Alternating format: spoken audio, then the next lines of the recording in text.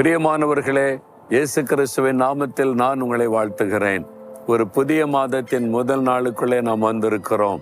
இந்த மாதத்தில் தேவன் எனக்கு என்ன வாக்கு வைத்திருக்கிறார், என்ன ஆசீர்வாதம் வைத்திருக்கிறார் என்று ஆவலோடு காத்திருக்கிறோம்ல. முதலாவது, இதுவரை நடத்தின தேவன், கடந்த மாதமெல்லாம் நடத்தின தேவனுக்கு நம்ம நன்றி சொல்லணும். இயேசுவோடு கூட நடக்கிற அனுபவம் என்பது ஒரு உன்னதமான அனுபவம். வானத்தையும் பூமியை உண்டாக்கின ஆண்டவருடைய கையை பிடித்து கொண்டு நடப்பது. அனுதின வாழ்க்கையில் இயேசுவோடு நடக்கும்போது அனுதினமும் நம்மோடு பேசுகிறார்.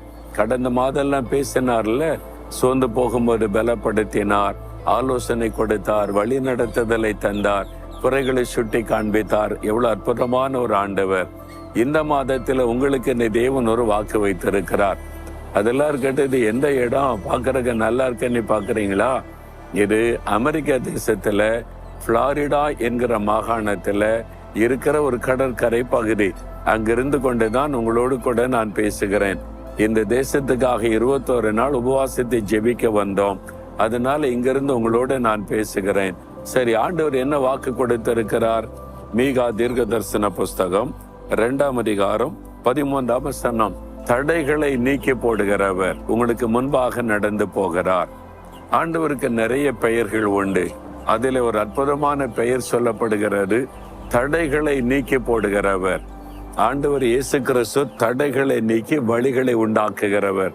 இதுவரை உங்களுடைய வாழ்க்கையில நிறைய தடைகள் இல்லை. ஒரு காரியத்தை செய்ய நினைக்கிறீங்க, தடைப்பட்டு போகுது. பிள்ளைகள் காரியத்தில தடை, வியாபார காரியத்தில தடை, வேலை காரியத்தில தடை, ப்ரமோஷனுக்கு தடை, ஒரு நன்மை எதிர்பார்த்தால் கடைசி நேரத்தில் தடையாகி விடுகிறது. இந்த தடைகள் நிமித்தமாய் மனம் சோர்ந்து போனவர்கள் நிறைய பேர். ஆனால் ஆண்டவருக்கு என்ன பேர் தெரியுமா? தடைகளை நீக்கி போடுகிறவர். உங்க வாழ்க்கையில இந்த நாட்கள்ல தடைகளை கர்த்தர் மாற்றி காரியத்தை வாய்க்க பண்ண போகிறார். வழி இல்லாத இடத்தில் வழி உண்டாக்க போகிறார். இஸ்ரவேல் மக்களை எகிப்திலிருந்து ஆண்டவர் வழி நடத்தும் போது முதலாவது செங்கடல் தடையாக நின்றது. அவங்க முன்னேறி போக விடாதபடி ஒரு பெரிய கடலாய் தடையாக நிற்கிறது. எப்படி இதை தாண்டி போக முடியும்? அவர் சர்வ வல்லமையுள்ள தேவன் அல்லவா? ஆண்டவர் கடலை 2ஆய் பிளந்து தடையை மாற்றி வழி உண்டாக்கினார். கிட்டத்தட்ட 19 கிலோமீட்டர் தூரத்திற்கு கடல் 2ஆக பிளக்கப்பட்டு அதற்கு நடுவாய் நடத்தினார் என்பதை வேதத்திலே நம்ம வாசிக்கிறோம். பிரியமானவர்களே, அதே மாதிரி யோர்தான் நதி வெள்ளம் புரண்டு வந்தது. இஸ்ரவேல் ஜனங்கள் கடந்து போக முடியாத ஒரு தடை.